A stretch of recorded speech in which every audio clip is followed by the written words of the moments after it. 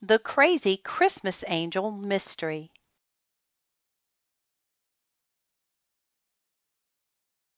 The Cul-de-Sac Kids. The Crazy Christmas Angel Mystery by Beverly Lewis.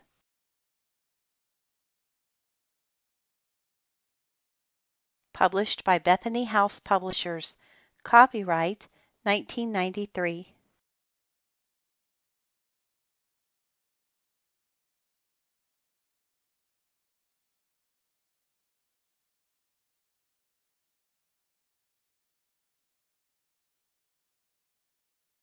Chapter 1. It was 5 days before Christmas break. Eric Hagel shoved his feet into his snow boots. He peeked out his bedroom window. A full moon made the snow twinkle. He shivered, thinking about his paper route. Downstairs, Eric stuffed newspapers into his canvas bag. He wrapped his scarf around his neck and zipped up his fleece jacket. Pushing his earmuffs on, Eric stepped out into the cold morning. Then he saw it. A moving van parked in front of the empty house next door. Snow was stuck to its huge tires. Eric peeked around the porch. What a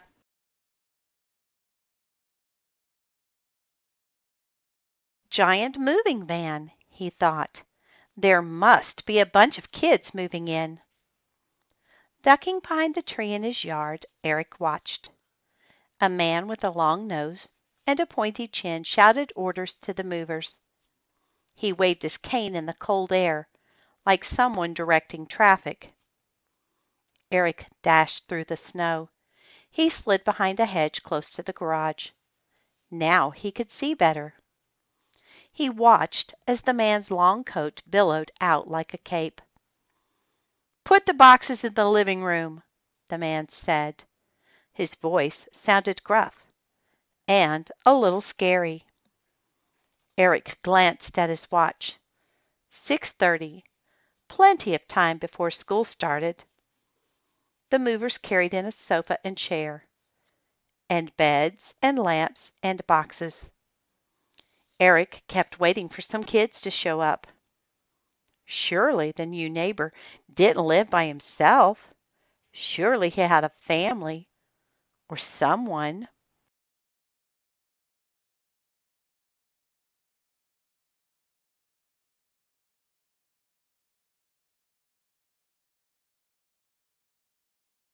A gust of wind blew Eric's green scarf across his eyes. He pushed it back quickly. The old man paced back and forth. Then he stopped. He was staring at the hedge. Could he see Eric hiding behind it? Quickly, Eric stuffed his scarf inside his coat. He pushed his newspaper bag down. He could feel his heart thumping. The old man shuffled to the edge of the sidewalk. Eric shivered. Then the old man mumbled something, but Eric couldn't understand it. Maybe he was having a bad day. Moving was like that sometimes. Eric remembered the day he moved to Blossom Hill Lane. It was no fun. Not till he met the Cul-de-Sac Kids. Now there was no better place on earth. "We stick together no matter what," Abby Hunter had always said, and it was true from the first time he met them. The Cul-de-Sac Kids were true friends.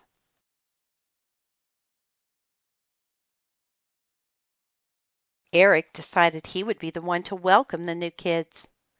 The ones he hoped were moving into the house at the end of Blossom Hill Lane. He would do it, even if he had to spy a little first.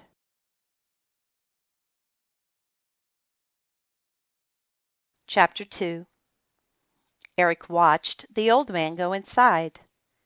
He wanted to ask where his family was, but it was time to deliver papers. Eric got up and brushed the snow off his knees. He crossed the street to Stacy Henry's house. A light was on in the kitchen. Stacy's mother was probably getting her crock pot ready. She worked long hours. Eric opened the storm door. He tried not to shake the Christmas wreath. Then he put the newspaper inside. Abby Hunter's house next door was dark except for Christmas lights. Around each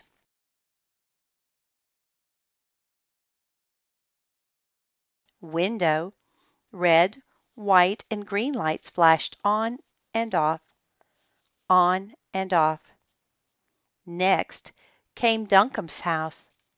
His real name was Edward Mifflin, but nobody called him that.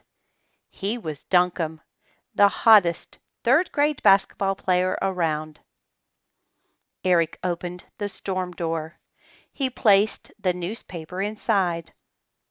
Eric did the same thing at each house. He wanted to keep the papers dry for the customers. Someone was up early at Dee Dee Winter's house. Probably her dad.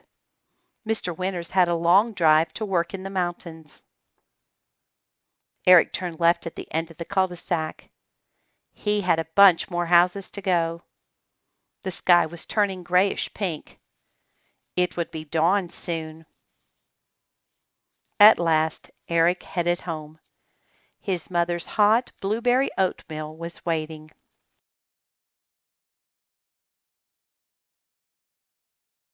In the corner of the kitchen, his grandpa's birds chirped their morning song.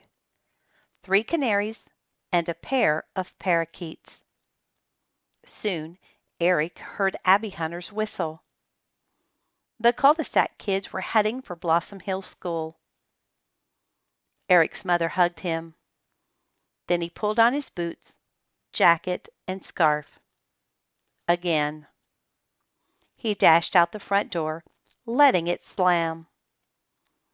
Across the street, Abby and her new Korean brothers, Sean and Jimmy, packed clumps of snow into balls. Stacy Henry hid behind her snowman. She laughed as the snowballs flew at her. Dee Dee Winters was halfway down the cul-de-sac, skipping through piles of snow. She strapped on her red backpack. It was probably filled with Christmas cookies for her teacher. Dee Dee was the best first-grade cookie maker ever. Carly Hunter, Abby's little sister, followed.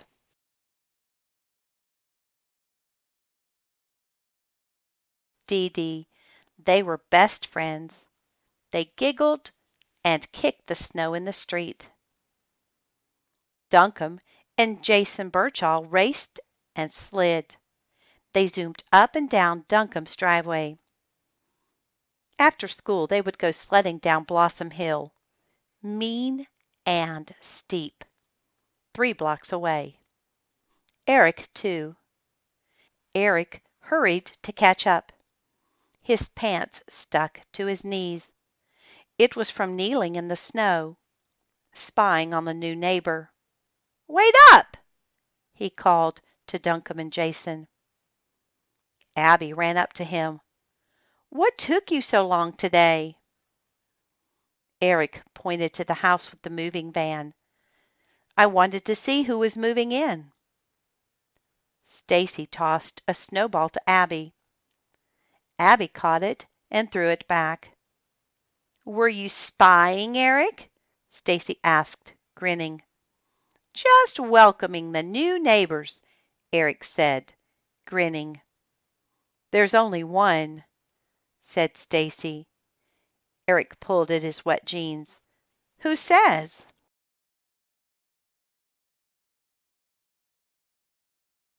"Abby does," Stacy insisted. "You sure there are no kids?" Eric said. Stacy nodded. "Right now, Sean and Jimmy are the newest kids on the block."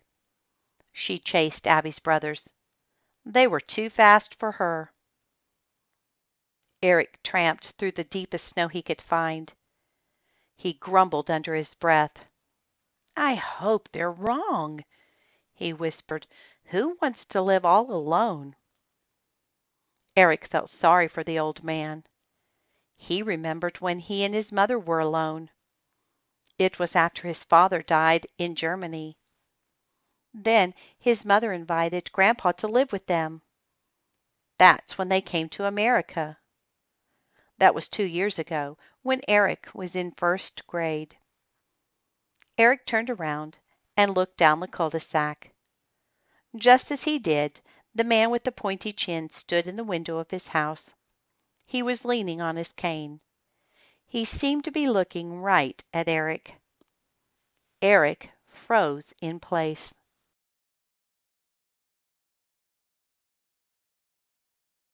The man was looking at him. Eric shivered. His stomach flip-flopped. Then the curtains closed. Eric turned around. He ran to catch up with his friends, but all he could think of was the man at the end of the cul-de-sac. Why is he alone? Is he as creepy as he looks? The bell rang as Eric started across the schoolyard. "Wait for me!" he called. "Hurry up!" shouted Duncombe. "We'll be late!" The school bell rang. Eric slid down the sidewalk and hurried into the school.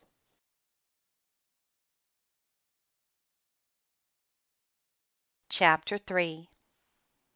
Eric pounded down the hall toward the third grade. He pushed the door open. Miss Hershey was writing on the board. Eric pulled his boots off and hung up his jacket. Then he slid into his seat behind Duncombe. He tapped his friend on the shoulder. Duncombe turned around. "What?" "There's an old man at the end of the block, and he's real scary," Eric whispered. Duncombe frowned. "There is?" Eric described the old man's long, dark coat, the cane, his face, and "Eric Hagel," Miss Hershey said. Eric looked up. "I'm here."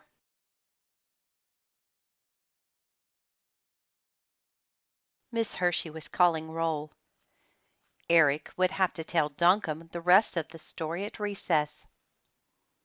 Abby was passing back the spelling tests from last week. Eric made a 100. Yes! He leaned up to look at Duncombe's, but Duncombe put his hand over the grade at the top of his paper. Too late. Eric saw it. "Don't worry," Eric said. "I'll help you drill for the next test." Duncombe picked at the eraser on his pencil. "Okay," he muttered. Eric looked at the new spelling list. The words were Yule, candlelight, carols, wreath, tinsel, holly, angels, and mystery. Mystery? Eric stared at the word. What was it doing on the Christmas spelling list? Squeezing his pencil, Eric began to write the words in his best cursive. It wasn't easy. Eric kept seeing the old man's face. It showed up when he wrote the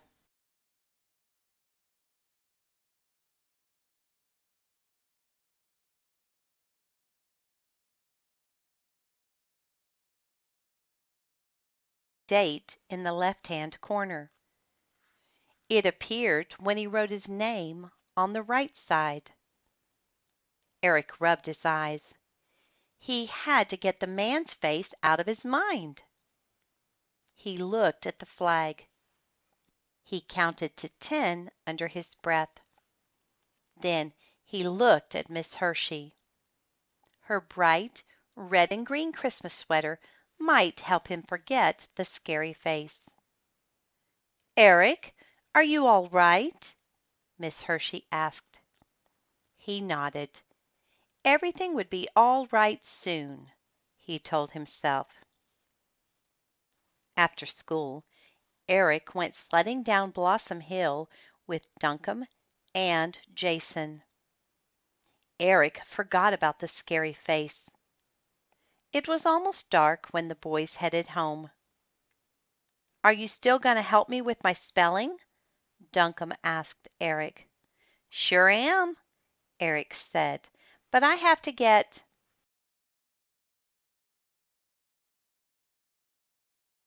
home after that and finish my book report."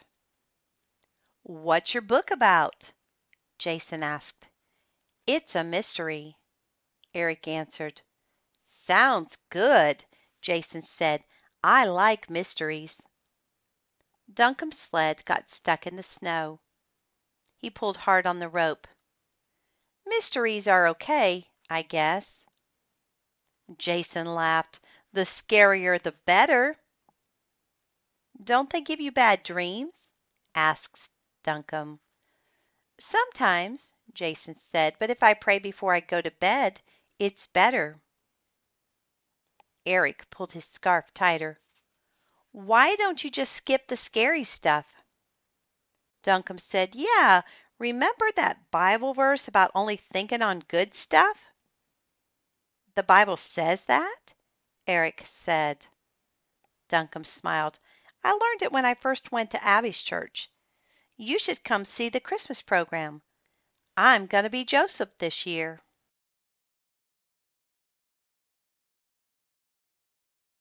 "Who's Mary?" Jason asked. "Abby Hunter," Duncombe said. His cheeks turned red, but not just from the cold. Eric scooped up some snow and licked it.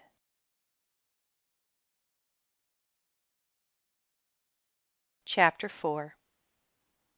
Eric pulled his sled toward his house. Before going inside, he glanced next door. The moving van was gone, and the garage door was closed. Everything looked dark, till someone lit a candle in the living room. And another, and another. Soon the room was filled with a spooky glow. What was going on? Didn't the old man have electricity? "I saw lights this morning," Eric thought. Leaving his sled on the porch, Eric kicked his boots off inside the front door. He smelled German sausage. Yum!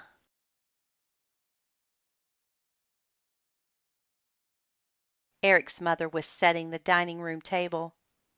Grandpa was talking to his birds. Eric went to the kitchen to wash his hands. They were frosty from sledding. His mother came into the kitchen. "I've been thinking about inviting Mr. Tressler for supper sometime." Grandpa turned away from the bird cages. "Who?" "Our new neighbor," Mrs. Hagel said. "Very thoughtful," said Grandpa. "I'd like to meet the old fellow." Eric dried his hands and hurried into the dining room. He didn't know what to say. How could he tell his mother he was scared of Mr. Tressler? Eric's mother brought in the steaming sausage and potato salad mixed with caraway seeds. Eric's grandfather chuckled. "I think those birds want a taste of sausage."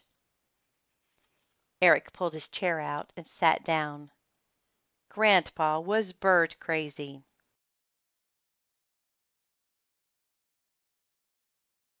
"Give them some caraway seeds instead," Eric suggested. Before dessert, Eric's mother brought out a handful of candles. She lit all of them. The dining room glowed with a magical golden light. Eric stared at the candles. There were 12. They reminded him of the light in Mr. Tressler's spooky living room. "Only 12 days till Christmas," Eric's mother said. "I hope to finish my shopping this weekend." Eric glanced at the candle in front of his plate. He hadn't even started shopping. Oh well, there was plenty of time left. He daydreamed into the candlelight.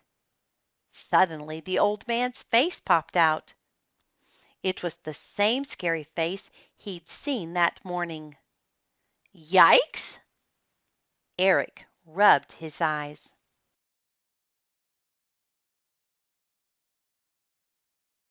Are you tired? His mother asked. No, Eric said quickly. He didn't want to be sent off to bed early. That would spoil his plans. The plans to spy on the mystery man.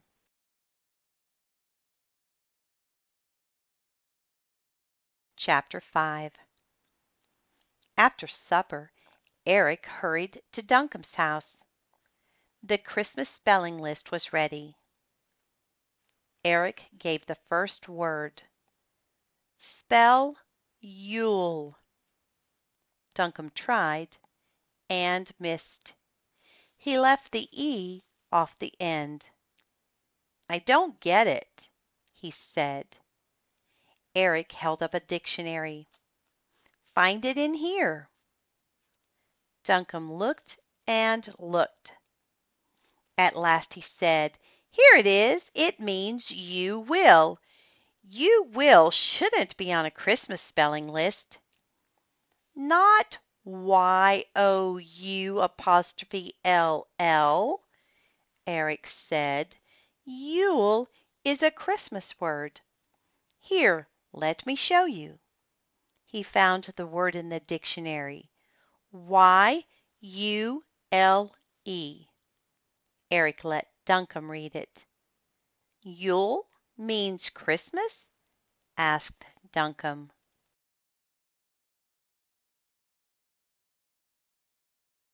Eric nodded. In Germany, where I was born, people used to burn Yule logs at Christmas. It's a giant piece of firewood, sometimes the whole trunk of a tree. Wow, the whole trunk? Said Duncombe. Yep. How does it fit into the fireplace? Asked Duncombe. Our fireplaces can't hold a Yule log, but in the old days they could. Now my mom lights candles instead.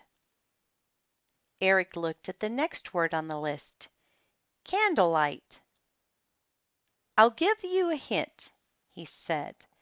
This word is two words put together. It's a compound word. First try. Duncombe spelled it right.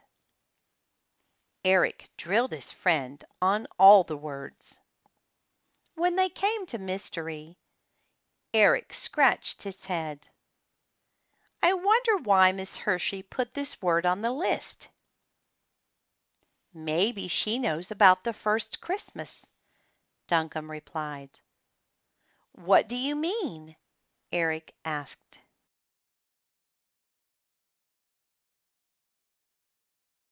Well, the first Christmas was a true mystery. Only God could have set it up. Eric closed the dictionary. Huh? For one thing, Joseph and Mary didn't live in Bethlehem. But God knew way ahead of time that Jesus was gonna be born there. Duncombe sat down beside Eric on the floor. What else? Eric said. Jesus was God's son, but he was also a man. That's a good mystery for you, said Duncombe. Yeah, said Eric, you're right. That's not all, said Duncombe. The first Christmas was about presents, the best one of all, a baby boy named Jesus. Sounds like you really got this stuff down, Eric said. I learned it at church, Duncombe said. Eric thought about the spelling list. Does Miss Hershey go too? He asked. Duncombe stood up. I've never seen her there, but I have a feeling she goes to church somewhere.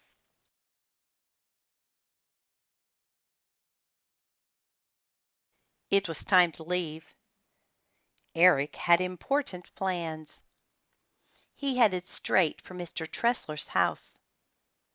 The moon was as big as a basketball. Full moons were like that. Just then, Dee Dee's kitten jumped out of the bushes. Eric stopped. A cat this small could freeze to death. Eric ran after him. Come here, Mr. Whiskers. Meow. The cat headed down the sidewalk to Mr. Tressler's. Leaping over mounds of snow, Mr. Whiskers seemed to know where he was going. Straight to the old man's front porch. Eric's heart was pounding hard.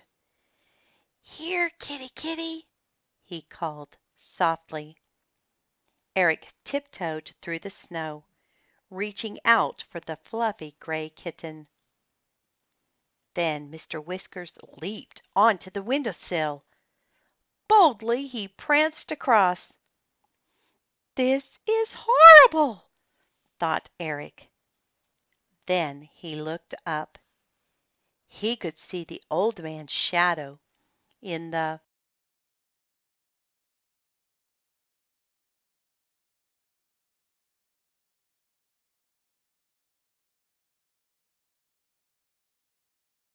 window. By the light of a dozen candles, Mr. Tressler was putting up a Christmas tree. Eric couldn't see clearly through the sheer curtain, but he could see Mr. Tressler's long nose and pointy chin. Eric shivered in the darkness. The whole thing was creepy. He moved closer to get a better look. Candles flickered in the window. Moon shadows danced on the snow. Then Mr. Whiskers meowed like a trumpet in the stillness. Be quiet! Eric shouted. Flash! The porch light. Eric spun around and ran for his life.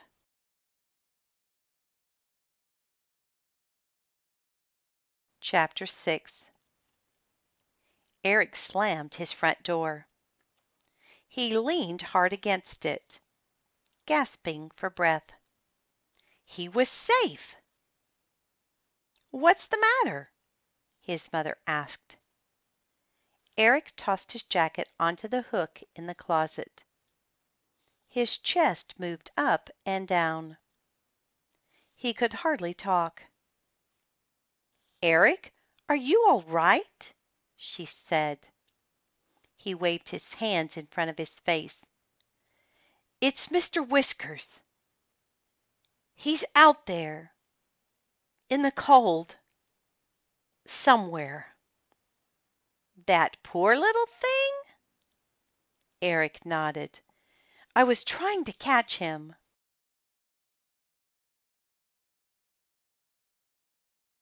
And take him home. It was only half the truth. Well, I think you'd better bundle up and try again. She pulled his coat down off the hook and held it up. Eric didn't say a word. He was too scared. Too scared to go back out there and look for Mr. Whiskers. Closing the door behind him, Eric stayed on his front porch. It felt safer there. He looked at Mr. Tressler's house. The porch light was still on, but Mr. Whiskers was nowhere to be seen. Slowly, Eric crept into the night. He studied the shadows behind the living room curtains. It looked like Mr. Tressler was decorating his tree. If only he had Grandpa's field glasses, His grandpa used them for bird watching in the spring. Eric wished he had them now. He could stay far enough away from the old man's house.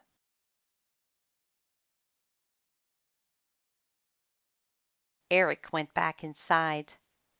He asked Grandpa for the field glasses, very politely. "Why do you want them?" Grandpa asked. "They might help me find Mr. Whiskers." Eric felt bad about lying to Grandpa. "How can you find a cat in the dark?" his grandfather asked. "Please, just let me try," Eric pleaded. Grandpa pulled himself up out of his chair. He muttered something and went upstairs. Eric crossed his fingers, hoping. When his grandpa came down, Eric saw the field glasses. Yes! Promising to take care of them, Eric dashed outside. Now for a good hiding place. He looked around the cul-de-sac. His eyes stopped in front of Stacy's house. There stood her fat snowman. It was perfect. He crossed the street and headed for the snowman. Crouching down, Eric held the glasses. He turned the button. Slowly, Mr. Tressler's living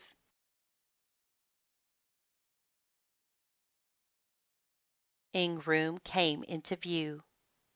Candles flickered everywhere. Through the curtains, Eric saw Mr. Tressler hang a string of Christmas lights. He wondered if the old man was smiling. He wished he could see his face. Eric remembered the scary face and changed his mind. Mr. Tressler hung up some round ornaments. Last, the Christmas angel. Eric could almost hear Mr. Tressler grunting and groaning as he reached up, just like Grandpa. The angel came to rest at the top. The old man stepped back for a long look. Then the most shocking thing happened. Mr. Tressler stepped closer to the tree. He reached up to touch the angel, and it began to fly. Around and around the room it glided. Eric felt glued to the spot behind the snowman. Reading about stuff like this was one thing, but seeing it? Wait till he told the Cul-de-Sac Kids. He stood on his toes for a better look. The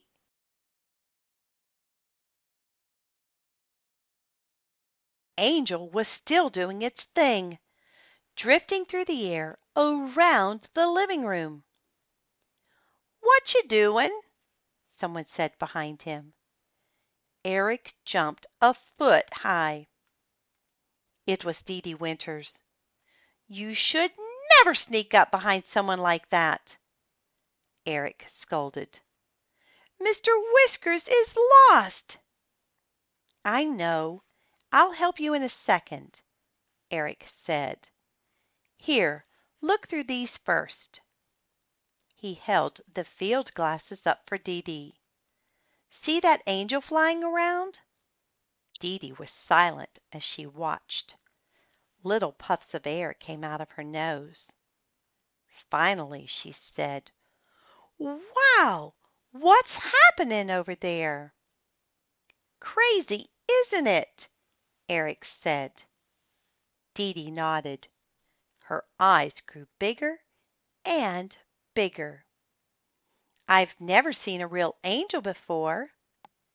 "Me neither." Dee Dee was shivering hard.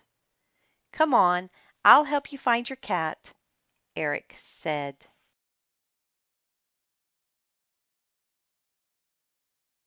They crossed the street together.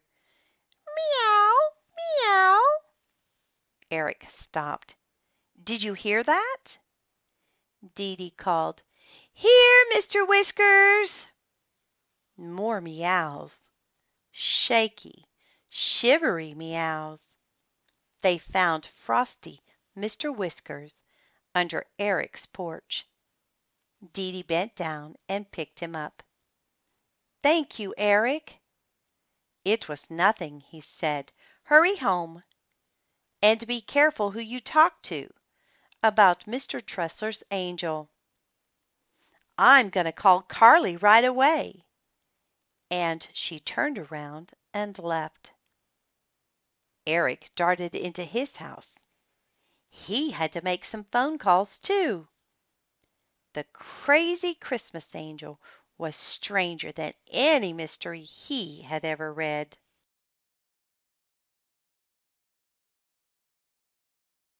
Chapter 7. Eric called Duncombe first. "You'll never believe what I saw tonight," he bragged. Duncombe was all ears. He wanted to see for himself. Abby and Jason and Stacy did too. So Eric had a plan. The Cul-de-Sac Kids would have a meeting tomorrow night, behind the snowman in Stacy's yard. Terrific! He zipped off to his room to do his homework. The book report was due tomorrow. He would have to write fast to get it done. Knock, knock. "Come in," Eric called.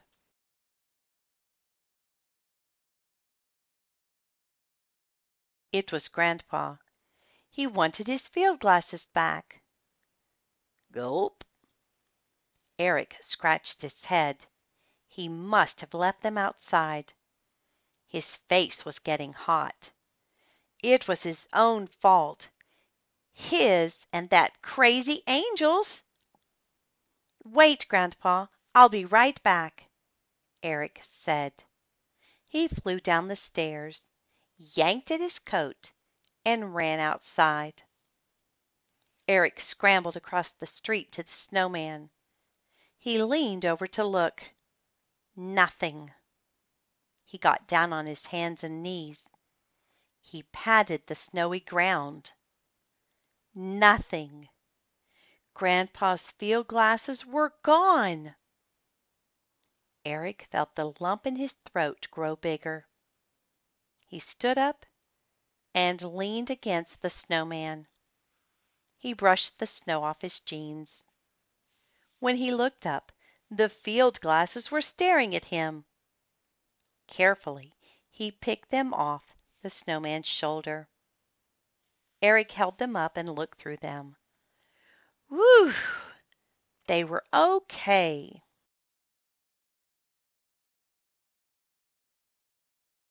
While he was checking them, something caught his eye. Across the street, at Mr. Tressler's house, things were crazy. Crazier than ever. Eric tuned up the field glasses. Could it be true? Were his eyes playing tricks? Slowly, Eric moved towards Mr. Tressler's house. He got as close as the hedge. Field glasses do not lie.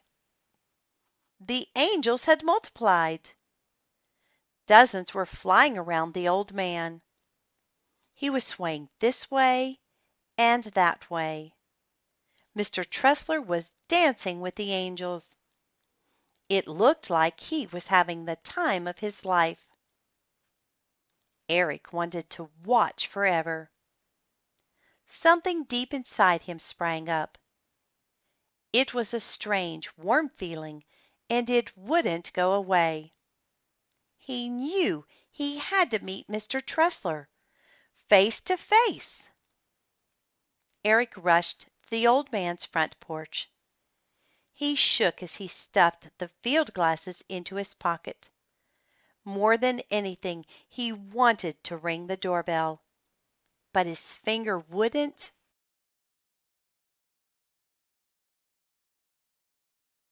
Move.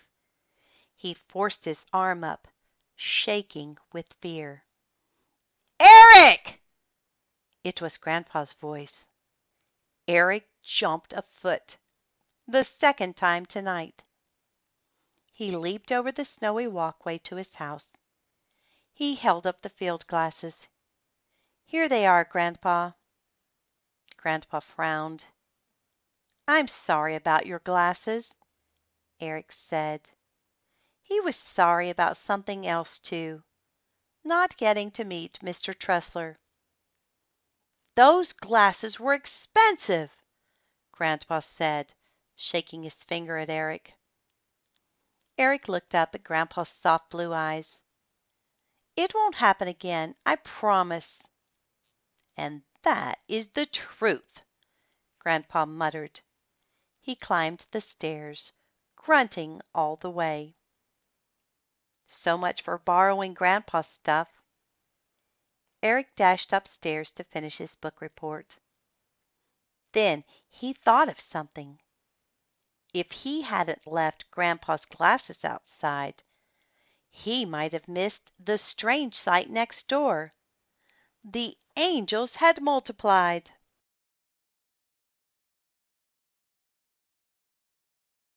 Now Eric had a big mystery on his hands, and he didn't know what to do about it. Then he had an idea. It might not solve the mystery, but it would show a little kindness.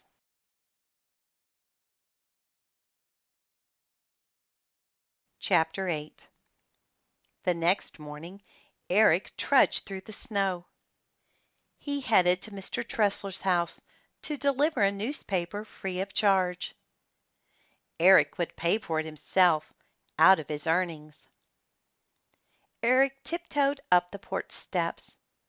He turned the handle on the storm door, and he placed the paper in the space between two doors. Inside, a cuckoo clock sang out the time.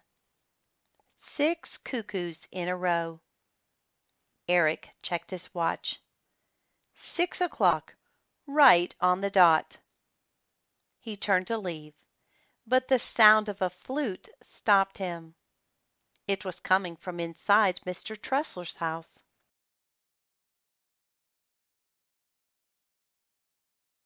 Eric froze in his tracks. Mr. Tressler plays the flute. Eric listened. It was music for the angels.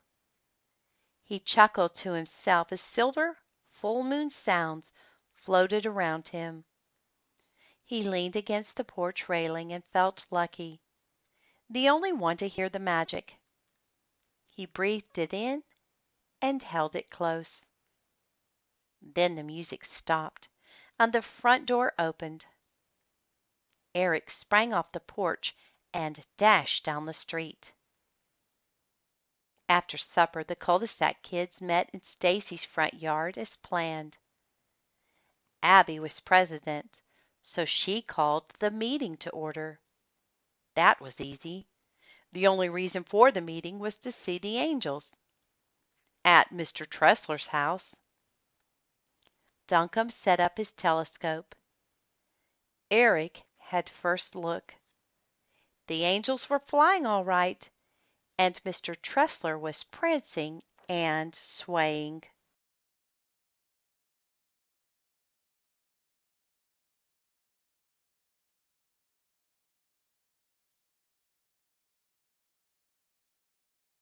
Carly and Dee Dee took turns looking through the telescope. Sean and Jimmy were next. Jason couldn't wait his turn. "If there's a man dancing with angels, I've got to see it." He walked across the street for a closer look. Duncombe followed. Eric stayed behind with Abby and Stacy near the snowman. "I should invite Mr. Tressler to our Christmas play," Abby said.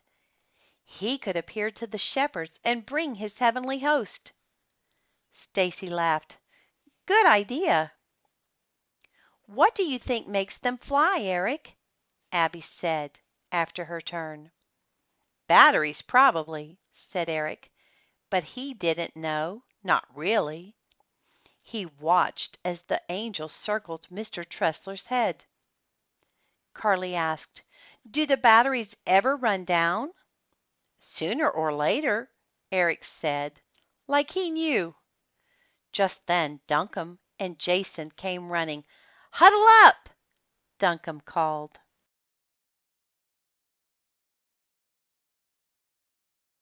The kids grabbed each other's arms and made a circle. Duncombe had a plan. "Let's take a Christmas present to Mr. Tressler. Then we can find out what's going on in there." "We've done enough spying," said Abby. "Let's sing Christmas carols for him to welcome him to the cul-de-sac." Everyone liked that idea. Everyone but Eric. "I sing flat," Eric said. "You could whistle," Abby suggested. "Leave it to Abby," thought Eric. "Someone needs to introduce us after we sing," Abby said. The kids looked at Eric. "Why me?" Eric said. "You got us out here," said Duncombe. "Yeah, hurry up, it's cold," said Dee Dee. Eric didn't want to do the talking. He didn't want to whistle Christmas carols. Besides, what if Mr. Tressler was really creepy and scared everyone away? What then?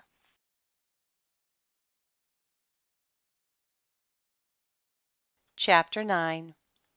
"It's too late to go caroling now," Eric said. He was chickening out. Abby stuck up for him. "Eric's right. Besides, we need to practice first." "How about everyone giving Mr. Tressler a gift? I'll make him a Christmas card," Stacy said.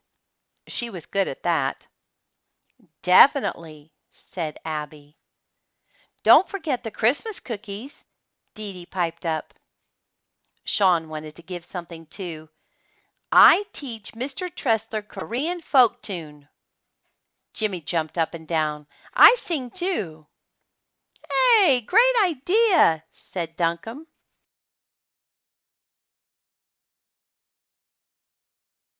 "What about you?" Eric asked him. "What will you bring?" Duncombe laughed. "Maybe I could write a poem about angels and mysteries. You know, from the Christmas spelling list." Eric liked that. So did the others. Jason couldn't stand still. He was like that when his hypermedicine wore off. "I could dance with Mr. Tressler's angels," said Jason. He jigged around the snowman. Dee Dee giggled. "Me too." "If we sing the carols loud enough, he might open the door," said Jason. "Then we can see those flying Christmas angels of his." "Wait a minute," Carly spoke up. "I thought we were doing it to be friendly, not to spy." Abby put her arm around her little sister. Carly grinned up at Abby in the moonlit night.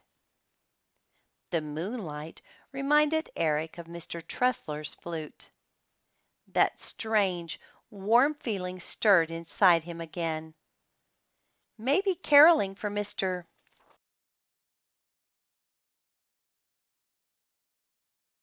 Tressler wasn't such a bad idea. Maybe he would give the old man a gift after all.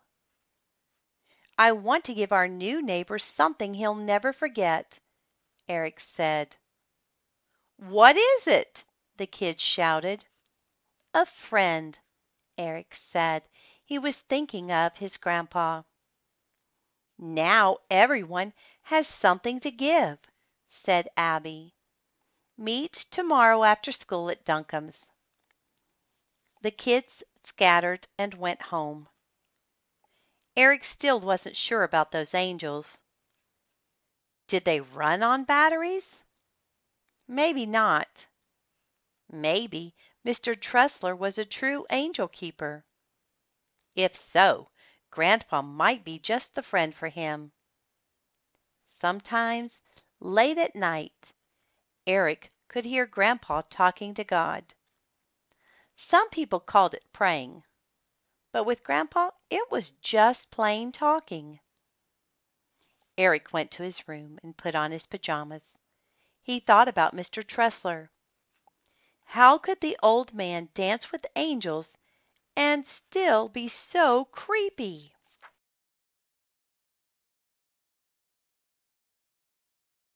Chapter 10. It was December 15th. After school, the Cul-de-Sac Kids met at Duncombe's. They practiced 5 songs. They sang them 5 times in a row. Silent Night and Jingle Bells were good, but Angels We Have Heard on High was the best. Eric whistled, Jason jigged, and Abby said they sounded double-dabble good. The next night the kids lined up on Mr. Tressler's porch. Candles burned in the window.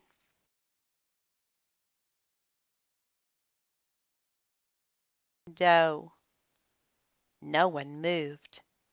Eric took a deep breath and pressed the doorbell.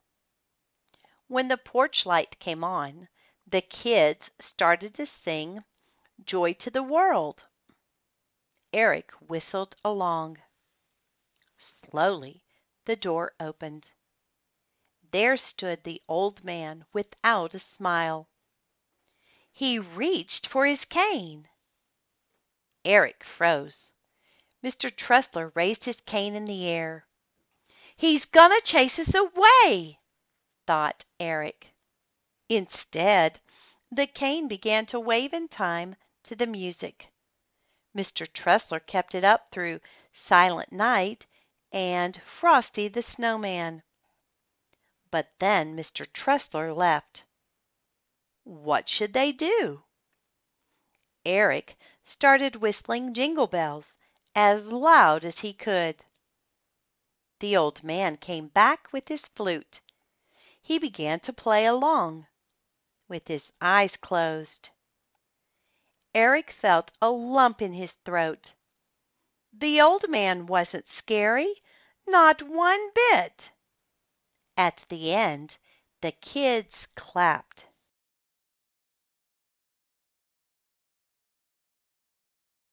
Mr. Tressler bowed low. Thank you kindly, he said. And you, what voices! You sound like the angels. Angels! Eric peeked around the corner. He didn't see any angels. Had the batteries run down? Abby pointed to Eric. It was time for him to talk.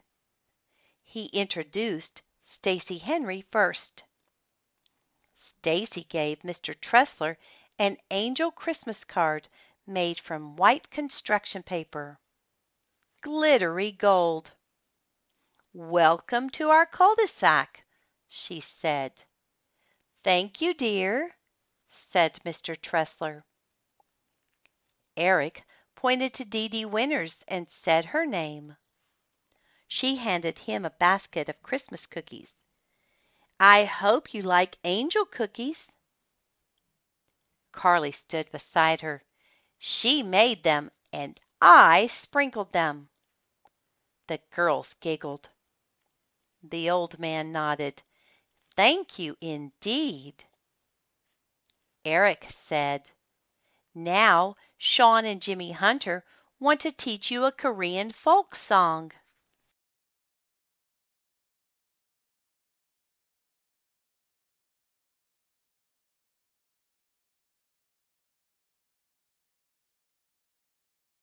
The boys started to sing. The rest of the kids tried to join in on the chorus. Everyone clapped at the end. Even Mr. Tressler. Duncombe seemed shy when his turn came. I made up a poem for you. Eric could see the words angel and mystery on the paper. They were spelled right. Good for Duncombe. Abby Hunter smiled when Eric introduced her. "I have a gift for you, but you must come to my church on Christmas Eve to get it. It's the Christmas play. I'm going to be Mary." Mr. Tressler smiled for the first time. "Why, thank you. I'd be delighted." Jason Birchall was next. He couldn't stand still. "Want a fast dance or a slow one?" he asked. "As you wish," Mr. Tressler said. Jason began his jig. It looked like he was making it up as he went. Then Mr. Tressler began to play his flute. It was Jingle Bells, with lots of extra notes. Jason's jig got better and better.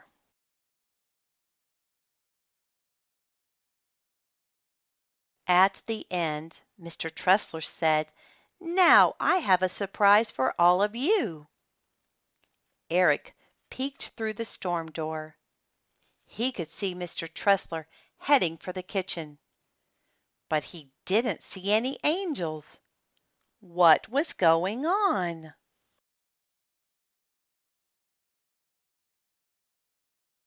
Chapter 11. Eric heard a soft cooing sound. Mr. Tressler was coming through the living room. Eric leaned forward to see. What was that on his shoulders? Eric couldn't help it. He stared. Mr. Tressler stood in the doorway.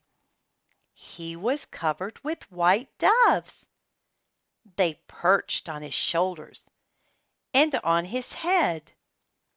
When he cupped his hands, 3 flew into them. "So these are the angels," thought Eric. The birds seemed so comfortable around the old man. It was like he was their trusted friend. Dee Dee's eyes grew wide.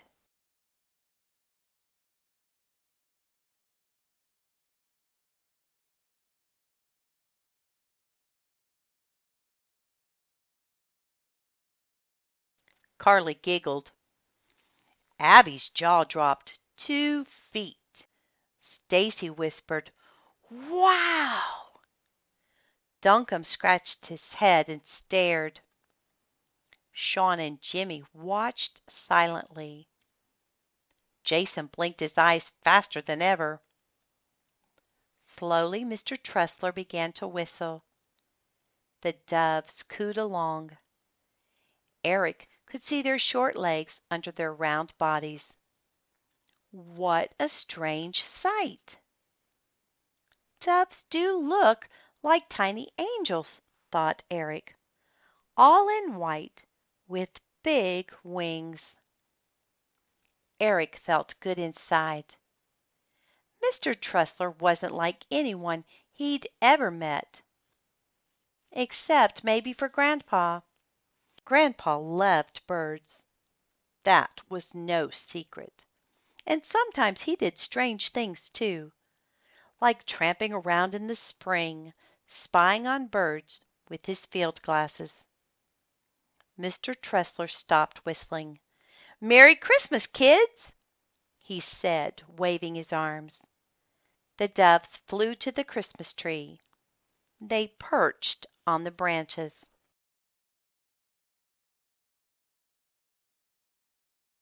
The kids shouted, "Merry Christmas, Mr. Tressler!" The new neighbor wore the widest grin on Blossom Hill Lane. Eric whispered to him, "You whistle good." The old man winked at him. "So do you. Want to come caroling, whistling with us?" Eric asked.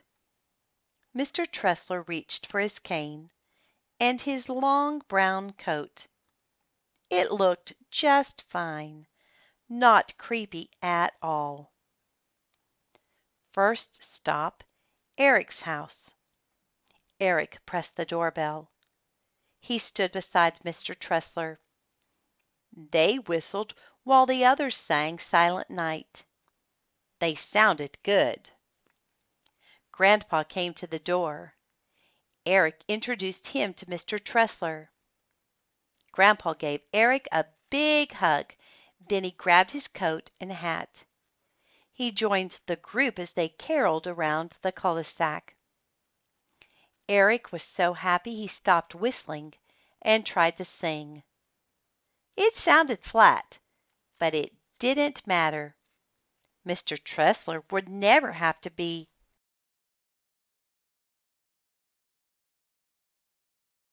alone again. The cul-de-sac kids could be the old man's family. Mr. Tressler's cane danced in the air as the carolers went from house to house. Soon they were back at the old man's house. He invited Eric's grandfather inside for coffee. The cul-de-sac kids waved goodbye to them. "Merry Christmas!" they shouted. "And a Merry Christmas to all of you!"